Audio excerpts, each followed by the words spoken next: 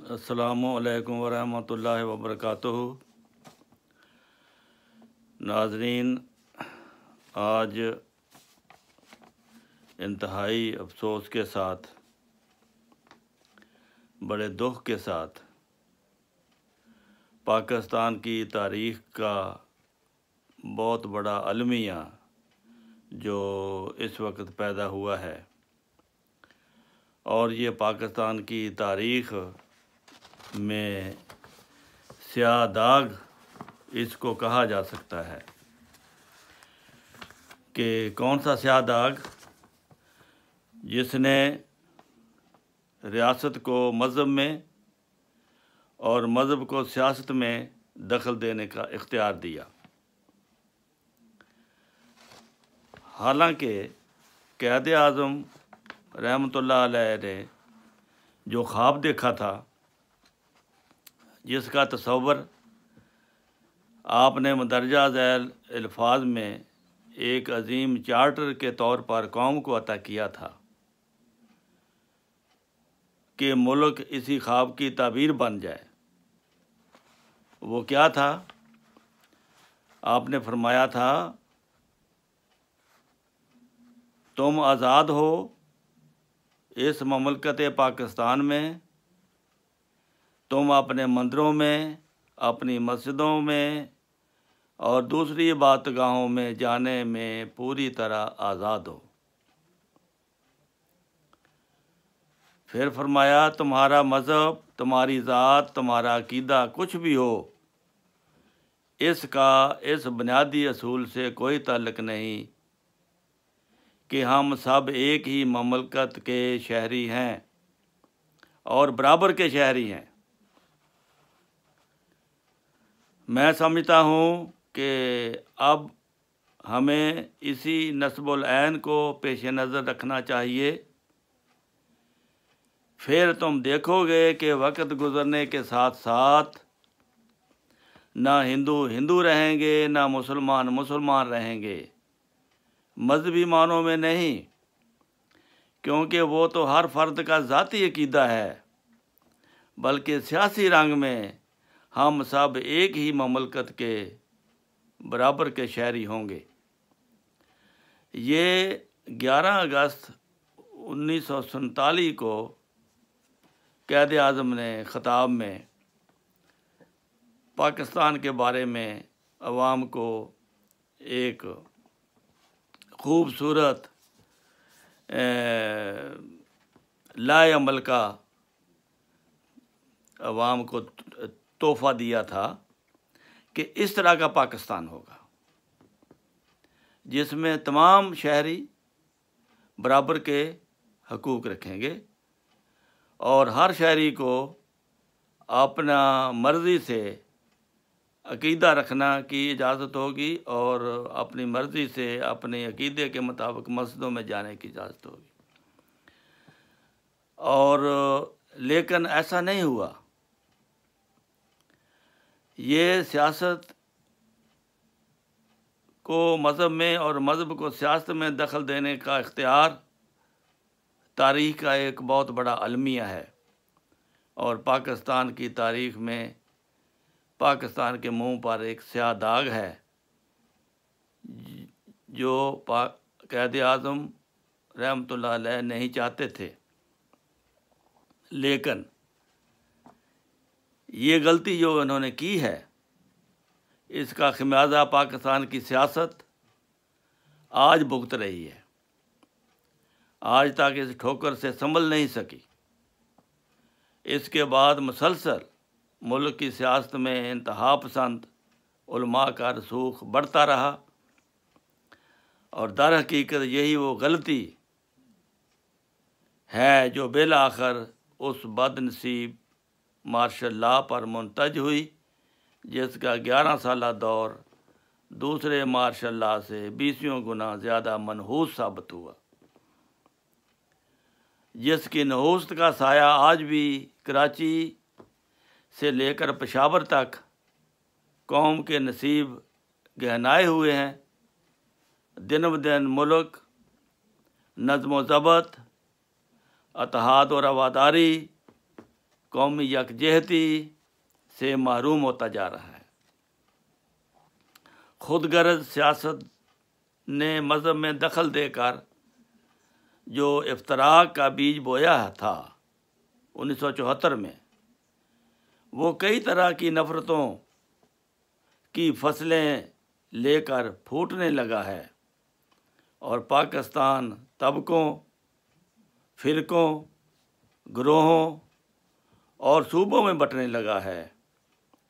آج بدنصیبی سے ملک کا جو حال ہے، اس بارے میں اہل دانش سے یہ بات پوشیدہ نہیں ہے کہ دراصل اس کی داغ بیل 1974 میں جو ڈال دی گئی تھی وہ وجہ ہے اس کی۔ ہماری دعا ہے اللہ تعالیٰ قوم کو روشنی عطا کرے اور اس ملک کے متعلق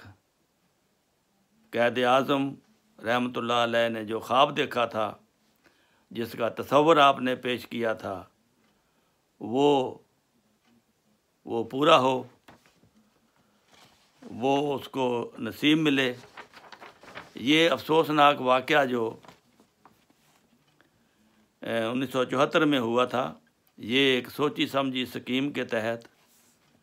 بعض سیاسی اغراض کے تابع،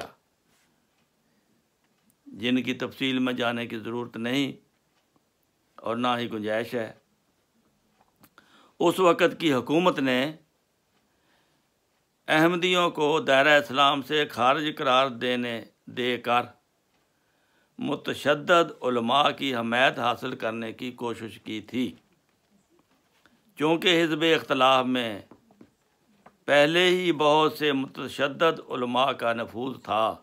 وہ ممبر بن کر اسمبلی میں آ چکے تھے، اس لیے حزب اختلاف نے بھی پوری قوت کے ساتھ حکومت وقت کا اس معاملے میں ساتھ دیا، یہاں تک کہ بالآخر جب یہ معاملہ سوچے سمجھے سیاسی منصوبہ کے تحت اپنے منطقی انجام کو پہنچا، تو حزب اختلاف اور حزب اقتدار میں باہم اس امر پر کھینچا تانی شروع ہو گئی کہ اس مبینہ 90 سالہ مسئلہ کو حل کرنے کا سہرا کس کے سر پر ہے۔ یہ وہ معاملات ہیں، یہ تاریخی دستاویز ہے۔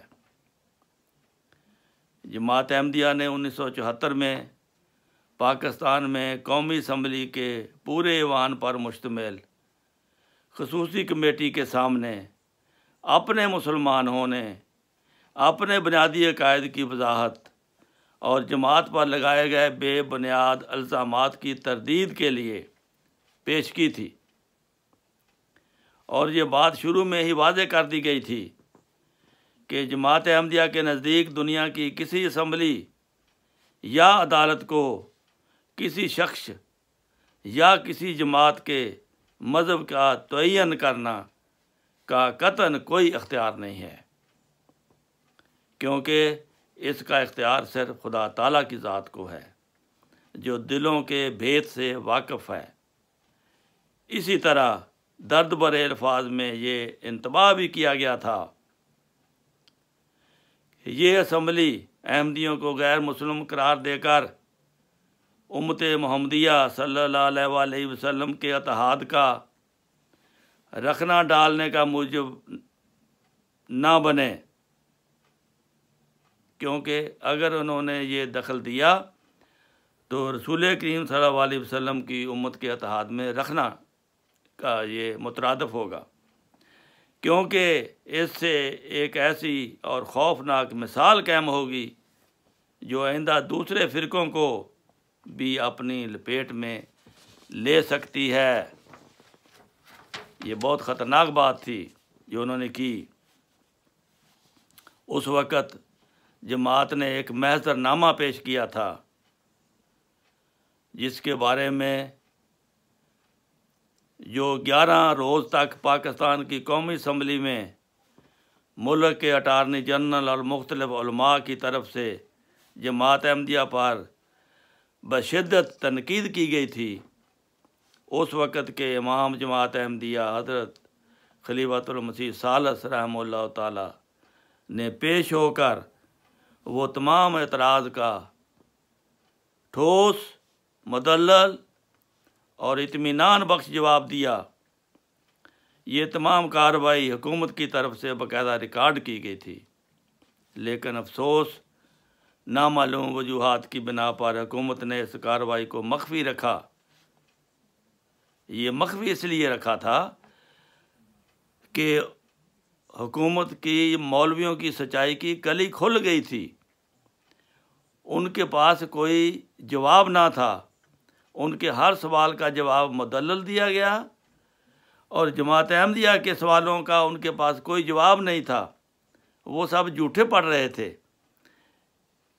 یہ وجہ تھی کہ حکومت نے اس کو کارروائی کو مخفی رکھنے کا فیصلہ کر دیا کہ اگر ہم نے اس کو آؤٹ کر دیا، عام کر دیا، عوام تک اس کی خبر پہنچ گئی تو پاکستان میں آدھے سے زیادہ لوگ احمدیت میں داخل ہو جائیں گے فوری طور پر۔ تو کئی حکومتیں گزر گئی ہیں لیکن آج تک یہ کارروائی منظر عام پر نہیں آ سکی۔ خدا وہ دن جلد لائے، کسی حکومت کو اس کارروائی کو من و عن شائع کرنے کی جرأت اور توفیق ملے، تاکہ یہ قوم اس حقیقت کو جان سکے جو جماعت احمدیہ کا موقف ہے، جس کی وجہ سے انہوں نے بلا وجہ ناجائز طور پر جماعت احمدیہ کو غیر مسلم اقلیت قرار دیا، جس کا سوائے سیاسی فائدہ کے اور کوئی فائدہ نہیں تھا ان کو۔ سیاسی فائدہ بھی ان کو نصیب نہیں ہوا، کیونکہ تھوڑے عرصہ بعد اس نے جہان فانی سے کوچ کر جانا تھا۔ انا للہ و انا الیہ راجعون۔ ہم تو یہی کر سکتے ہیں، اور اس فیصلے سے آج قوم جو ہے وہ مصیبت میں پڑی ہوئی ہے۔ اللہ تعالیٰ پاکستان کو محفوظ رکھے۔